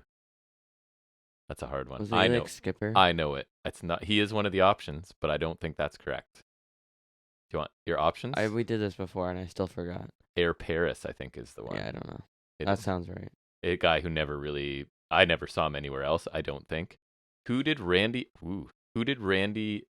pay-per-view did Randy Savage compete in for his first and only TNA match? I have options if you want. Was it a weekly pay-per-view or no? So the options are Bound for Glory, Turning Point, Final Resolution, and Victory Road. I want to say Turning Point. Okay. That is correct. Yeah. Yeah, because you thought you knew it was like a minor one? Yeah, I just knew it was 2004. Was that your process? Oh, okay. What I see, it should be me this week because I know this one. What was Barry Windham's name when he briefly returned to WWE in 1989? Because I lived. Was this the Stalker or the Widowmaker? This was not the Stalker. It was the Widowmaker. Yeah. Yeah, I remember that. At the 2000 ECW Heatwave pay-per-view, which indie wrestling promotion had an incident with ECW stars? Was it ICW? I actually don't know. They're not one of the options. XPW? They are. They are one of the options. XPW, I guess. Correct. Yeah. I don't remember that I don't at know all. why I didn't even know that. I honestly don't remember that. 1994 Survivor. I think it's on the DVD you have. I watched that. Nice. 1994 Survivor Series. Who was the special guest referee for Undertaker versus Yokozuna? Oh, was it Chuck Norris? Or was Yes. Yeah. Why do you know that? Because it's one of those weird things. Like, why did RoboCop help Sting? Why wouldn't he? Exactly. Who was the first person to join the WWE's version of the NWO after Hulk Hogan left the group? Michaels? Wow, that's a tough one. It is not Michael. Booker T? No. Big Show. X-Pac. Correct. Why were those your guesses? Because they were all in it. So you just went through the people who were in it Yeah, to figure out who was first? I don't even remember that. Hall, Nash, Hogan, X-Pac, Show, Booker T, Shawn Michaels. And Shawn Michaels is the only one not in the WCW version, and also the only I have no the recollection. only one also in DX. Right. I don't remember this. It would have been like 2002. I don't think it lasted long. I feel like you'll know this. Who did The Undertaker defeat to become 10-0? You might have to take a minute, but here goes you rhyming off all of his matches. 10-0 at WrestleMania. If you want options, you have them. As Jack is going through his mind here, starting to count on the fingers, put the Lego minifigure down so he can count. You can hear him. You can hear the wheels turning. Triple H? He says Triple H. He is incorrect. Flair? Correct. Okay, I was 1 year off. Nice. How dare you? You say you know wrestling. I think that one of the manias I counted would have been he had off, so I think it was off a bit. But opening match of ECW's first pay-per-view, Barely Legal in 1997. no clue. Wait, was it Sabu and You want to guess? RVD? No. So we had Eliminators, Dudley Boys, RVD, Lance Storm, Taz, Candido. I'll do RVD. All right. You are wrong. It's the Eliminators versus the Dudley Boys. Eliminators were cool. Who did Hulk Hogan face on the first edition of WCW Nitro in 1995? I think I know this. Oh, no, I don't. Options: Taskmaster, Zodiac, Barbarian, Big Bubba. I'll go Zodiac because That's my guess, too. It's Big Bubba. Oh, which is Big Boss Man. Another buddy of his, I think, right? Yes. Yeah. Actually, I'm not sure. I feel like it might be. Could be. And then Beefcake, and then also Tenta. I feel like you might know this. What was the opening match of the first edition of AEW Dynamite? Oh, well, it was Cody and Guevara. You are correct. Very good. We got some AEW in here. Who did Ken Shamrock defeat to win the 1998 King of the Ring? Was that Rock? He is one of the options, and you are correct. Yeah. Who was the first person to win the WWE version of the U.S. title when it was reinstated in Eddie Guerrero. 2003? Don't even have to finish the question with this guy. Who was the second entry in the 1995 Royal Rumble match? Is that just super hard, or was it Bulldog? Must be something. Why would you know that? Because is that the year? I feel like that's the year that Michaels went the distance. So, but why would that mean that Bulldog would be the second? I want to know how your mind works. That was when Bulldog threw him over the top rope at the end because they both lasted the whole match, and one foot touched the floor. Right. So he came back in and threw Bulldog out, and Bulldog thought he okay. won. See, now I understand how you Yeah. got the Bulldog from there. And I think 1996 was the year he won and then faced Bret Hart and won the title. But I don't think he won, or like I don't think that's the one where he went the distance. I think because obviously this was 95, right? So Yeah. this is the first time he won it, and then he won this. He would have faced Diesel when Nice. Diesel was champion in the year. That's the same year when Mabel won King of the Ring, by the way. So Mabel, shout out King to Mabel. Big Daddy V, Sort of a reminder of him on NXT this week a little bit. Quincy. Yeah, a little bit. It's like a Mabel / Goldust, Yeah, a little bit, I could see that. right? Which WWE tag team had the theme song All American Boys? I know this. Is that the U.S. Express? I don't know. I'm just. So your options are Rotunda and Wyndham, Can-Am Express. Okay, I'm gonna go U.S. Express because that's Rotunda and Wyndham. Is I it? think. No, I knew this one. It was the Fabulous Rougeaus. Oh, That's why it was so funny, because they're like these super French Canadian dudes. nice. Yeah. What was the name of Coco Beware's bird? Frankie. Nice. Oh, he was my favorite wrestler at one point when I was little. How many times has Hulk Hogan won how many times was he Hulk Hogan 6. the champion? 6 is correct. I think it's the same for WWE or WCW, so I can just say 6. Who won the 3rd season of NXT, Jack? I don't know. Caitlyn, AJ Lee, Naomi, AJ Becky Lee. Lynch. No, Caitlyn. What? Really? Caitlyn? Oh, I don't think Becky was even in it. Which team won the 1st season of Mixed Match Challenge that we Wasn't didn't it watch? Miz and Asuka? It was Miz and wow. Sure. NXT TakeOver War Games 2. Velveteen Dream dressed up as or reminiscent of Hollywood Hogan. Correct. Call me up, I Vince. think I would have gotten that one, right? Nope. He's been in the news lately, eh? Yep. For recording people in their bathrooms? Possibly. Nice. EC3's saying. What was the official theme song for the 2003 SummerSlam? Come on. Because I would know that. Let's just say you've got, was it Limp Bizkit, Nelly, Rush, or Metallica? We'll go with Limp Bizkit. That I just seems agree. like what they would do. It wasn't. It was Metallica. And that is going to be the last question. So you ended on a miss. Damn you, Metallica. As we planned it. Good job. So we will now shift back into just a more less in-depth and a more general sort of what did we like or not like this week in any other wrestling we saw in what we like to call high spots and Restholds.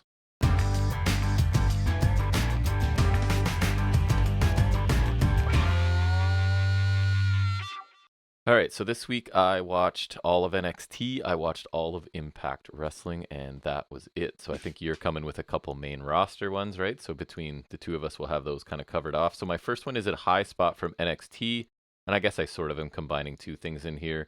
In-ring, the opening tag team match, and the main event with Sikoa and Hayes. Neither of them were like amazing, but they were both good matches that were entertaining. I probably like the opening match a little bit better. Which one was that? Sorry, the cage? The Pretty Deadly and Creed's in a cage. So Pretty Deadly, honestly, they're not amazing in the ring. I kind of like them, but actually. they are. I remember I was very much of the opinion because I remember them being like jobbers. So I'm like, right. No, they've improved in the ring, but they're just a great like old school cowardly heel team, right? Right. Super entertaining, and then perfect for the Creeds to just throw around, right? Which is what the Creeds do really well. And the cage match was a good choice because their cowardly role of like Pretty Deadly trying to constantly escape any chance they got because they just want out of this match, right? Made a lot of sense. So I don't know if you saw it, but Julius ended up handcuffed to the cage, and for some reason nobody else from Diamond Mine like came out to help him. Like I guess it would be Ivy Nile. Roddy, nobody came out. So it was Damon Kemp came out, handcuffed him, and he actually I thought it was setting up some power spot where he like breaks the handcuffs or whatever, right? But he ended up, so Brutus went on like a heater right at the end, but obviously it wasn't enough to take on both Pretty Deadly. So Pretty Deadly end up retaining here. I was a little bit surprised by that. Like, did they get out or did they pin him with the spilled milk? They pinned him. They took 2 spilled milk. I think Brutus kicked out of the first. They spilled 2 milks? Right. He kicked out of the first one, I think, and then he was pinned on the. And right. Sikoa, I was surprised he was there, although technically you spoiled it for me, so I was surprised in that moment, not when I watched it, because I thought, remember it said that Wes Lee was going to be taking him on, and I was actually more looking forward to I didn't Lee even Hayes. know that there was. I was more looking forward to that. But anyways, the match ended up being pretty good, right? Hayes is awesome, Sikoa's solid, so they put on a good match. So that begs the question, do you think is Hayes, I know you don't watch NXT, but do you think Hayes is removed of the title because he's moving up to main roster, or maybe just up to NXT title, which I think he could go up to the title. I'm hoping that's where he's moving up to, right? Because at some point they got to get it off Braun and send him to main roster. I heard because you know who's coming, because the next week's is taped. Who? So I think Devlin won a match or something. Because I think it's Devlin versus Bate, right? Yeah. For number one contender. Yeah, so after the match, Dragunov is back. Oh, cool. So yeah, he'll be out. So that it might be. I think either Hayes gets thrown in the mix eventually, or he goes up. I would like to see him as a title because I think me too. It would throw me back to guys like Gargano and Cole having the belt, which is the days of old. So or the good old days. And they did actually. If you don't mind, I'll jump to that high spot now because it relates to this. Okay. Is another high spot from NXT for me was Hayes and Trick Williams. They did the beatdown they did of Wesley to get Wesley out of the match. So the beatdown looked really good, especially when they're slamming Lee's head in the locker. That looked awesome. And B, it clearly establishes these guys as heels because Hayes has kind of been like more heel for sure, but depending on the opponent and the crowd reaction, sometimes he doesn't feel like it, right? So I think this is like we're ruthless heels, so that is better for him to take on Breaker if that's the plan, right? So those were a couple high spots I had on NXT so far. Anything you want to jump in? Wrestled from SmackDown, Logan Paul promo. You just made me watch that. I made you watch it. I don't like it. I really don't like it. So it's not even like the worst promo I've ever seen. I really hate him. So I thought that was going to be my reaction when I clicked on it. I figured I was going to be going like, his presentation, like his delivery was pretty good, but he's just not a babyface. But I actually thought both things. Like, I don't think the promo was good, and I don't think he's a babyface. I thought the whole thing, like, one lucky shot's like, that's not. It just doesn't work for me. The crowd, you can tell the crowd isn't comfortable with him as a babyface. Because he's not. He's not. And I hate him. I hate him. And, like, I don't want to see him face Reigns in any capacity. I wouldn't even want to see him face Solo Sikoa for that matter. Like, and if they would just lean into what an obnoxious douchebag he is, he could probably be entertaining, to be honest. I don't want to like him, but there's no way he's a babyface. I will never want him. It's just, I really hated it. But I actually thought, like, his delivery of the promo wasn't good either. It was kind of, like, miss on both fronts for me. Yeah, definitely. Also, I hate how, like, when he punched Sami Zayn, he just, like, dropped him as if he's, like, a shoot fighter. And it was, like, a little jab. Yeah. And he was down. Really? Sami Zayn's amazing. Amazing. Yeah, Sami Zayn's gonna I caught his deliver that. That would be SmackDown. So it was SmackDown I watched last week a little bit. His entrance when he dances with like Sami Zayn trying to mimic the Usos stuff when they enter is unbelievably entertaining. Like, it's so good. I love Sami Zayn. So another NXT high spot, quick one. Cora Jade improving? ? I think you even watched it. Yeah, it was okay considering how awful she's been. I agree. That's what I'm saying, right? That she got a really lengthy heel promo here, right? And I would say she's still not great, but like a definite improvement. And that's all you can hope for because she's super young. She's like 20 or 21 or whatever, right? Right. So as long as we're seeing signs of improvement, I think we can be happy about that. She hasn't wrestled in quite a while, so I'm hoping that area improves too. But this was like, I actually thought parts of this promo were approaching good. Some of it wasn't, but she's definitely getting more comfortable. Maybe being a heel helps her. I don't know, but it was more believable than she usually is. Your turn. You got anything? Yeah, so the Maximum Male Models are doing another modeling thing. Yeah. And then Braun Strowman comes out and just destroys them and Alpha Academy. Like, great for the tag division. Right? Like, that's unfortunate because Triple H is a tag team guy. Yeah. He likes tag teams, allegedly. Maybe we just need some better. We need to fresh it up. Yes, I agree. I don't like Creed's. Yes, maybe send. I don't know who else you can send, but they need to fresh it up. Yes, they do. Well, you could send Pretty Deadly, right? They're established. Yeah, that's true. You could. Here's an idea. Not make the dyad suck. Put them back to the way they were. Oh, if it's grizzled young veterans, send them up. Absolutely. They're really good and ready. 100%. They've been ready. Yep.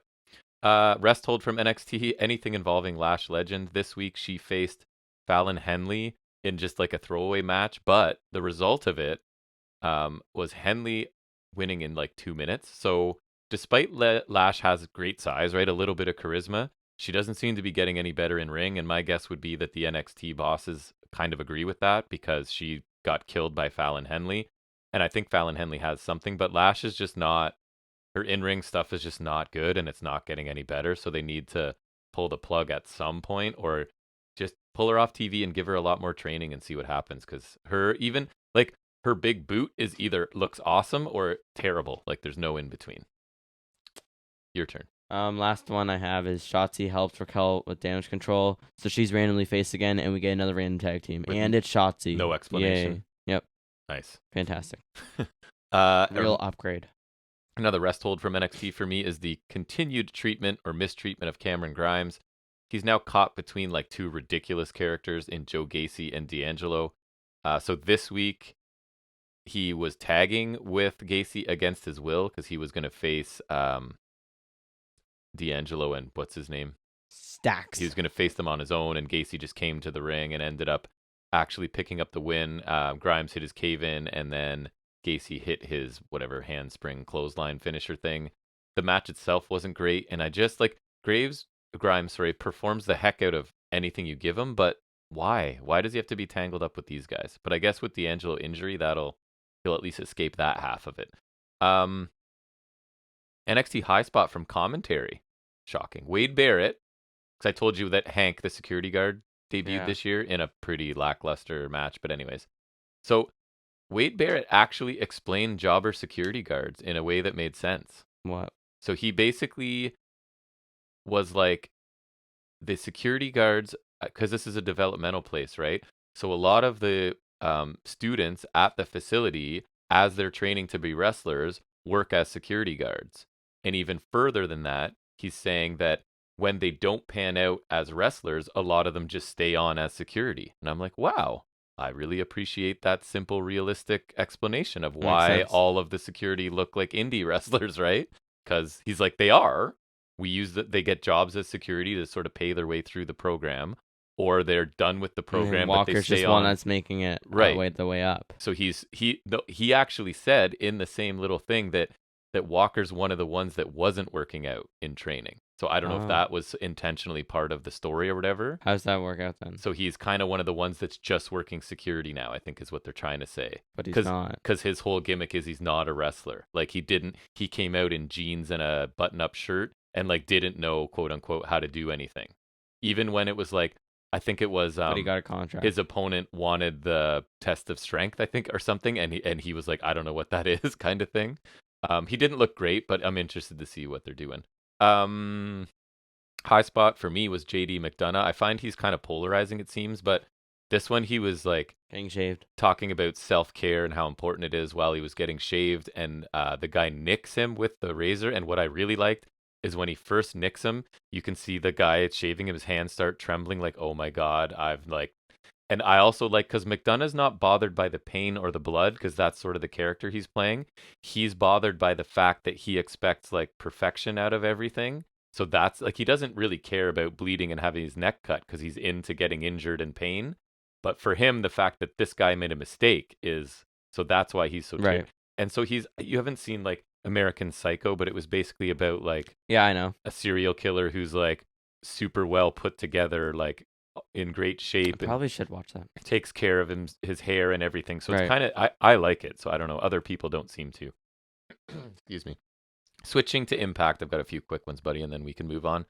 Mike Bailey took on Mascara Dorada in the opener. Apparently he was on Dark. Yeah, Dorada was. I saw that too. Yeah.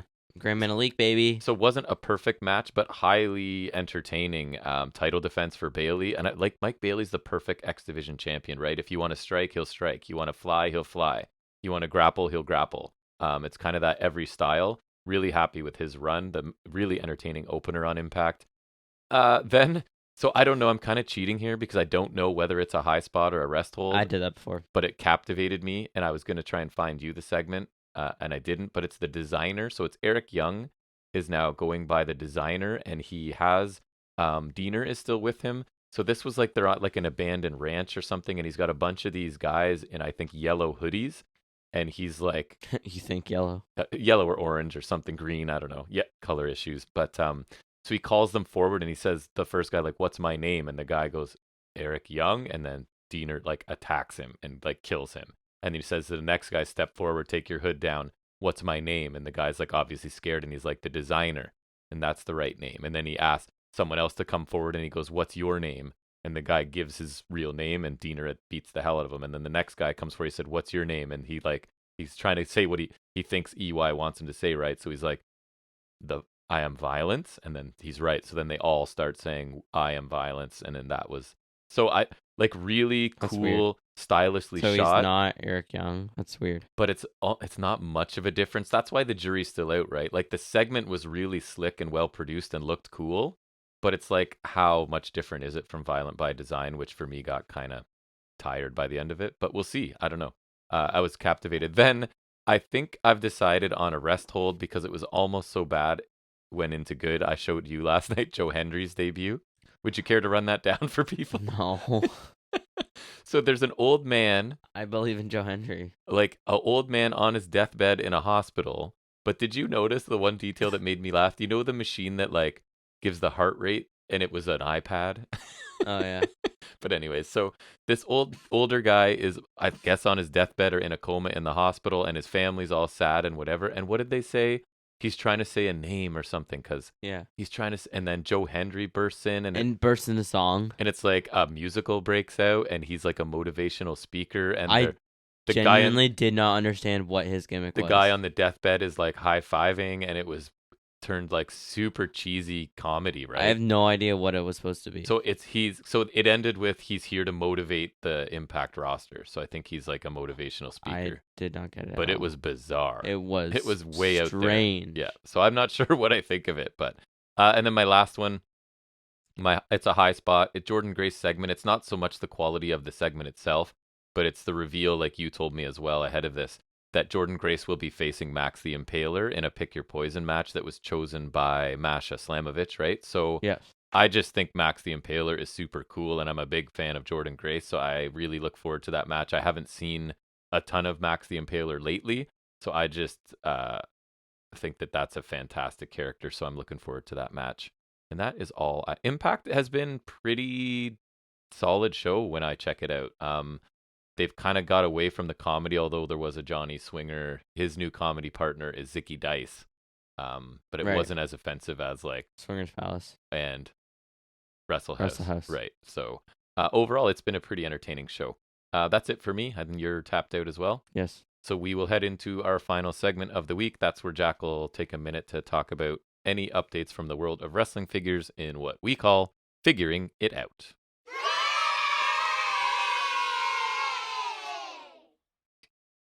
So AEW Unrivaled 11 went up for pre-order, which has got Jungle Boy in like this kind of purplish gear. Yep. Darby Allin in like the green pants with the half Sting face paint. It's a full face paint Darby, which is interesting. So is it your least favorite Darby Allin because it involves an homage to Sting on That's it? true.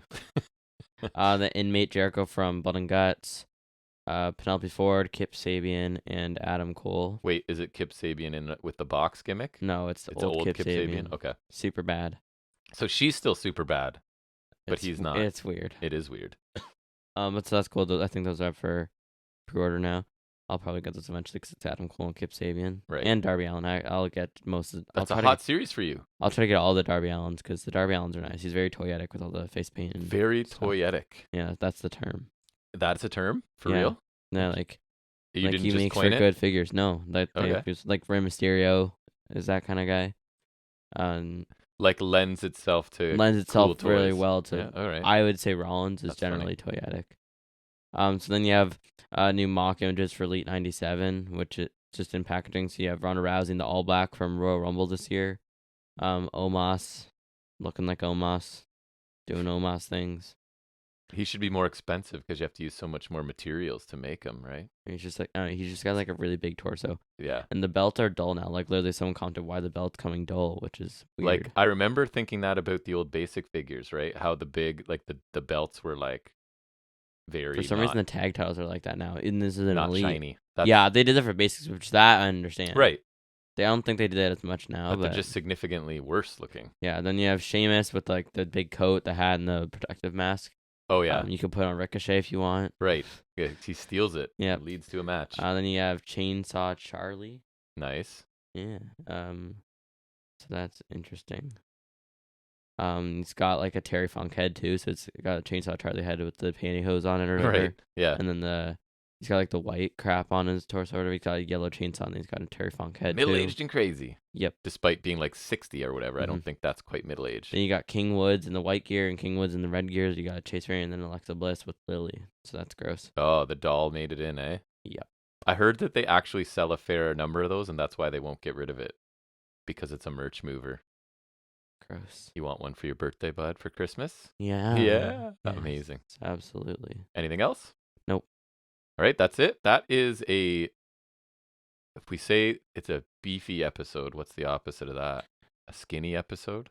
Not much meat on its bones. So for us, this is short. I kind of like this. This is my goal, the 130 to 145 range. So I kind of like this. We're at 135 about right now. So hopefully you enjoyed this episode. We thank you for taking any time out of your week to listen to us talk about wrestling. I don't think there's any special episodes coming up. No big pay-per-views this weekend or anything, as you yawn. But we will definitely be back next Saturday for episode 114. Love to hear from any of you. You can either comment on whatever platform you're listening. You can email me at fnswrestling@gmail.com. You can reach out to Jack on our Instagram page, which is FNS_wrestling_podcast. Love any feedback, any comments. My favorite is no matter how personal or hurtful it is. I love getting a comment from someone I've never heard from before, just to be like, oh yeah, there are people actually listening to this, which is cool. Don't know why you would, but appreciate that you do. Yes. So anyway, that's a good way to put it. That should be our slogan. Don't know why you'd listen, but appreciate that you do. Yep. So have a great week, everybody. We'll see you back here next Saturday, and until then, take care.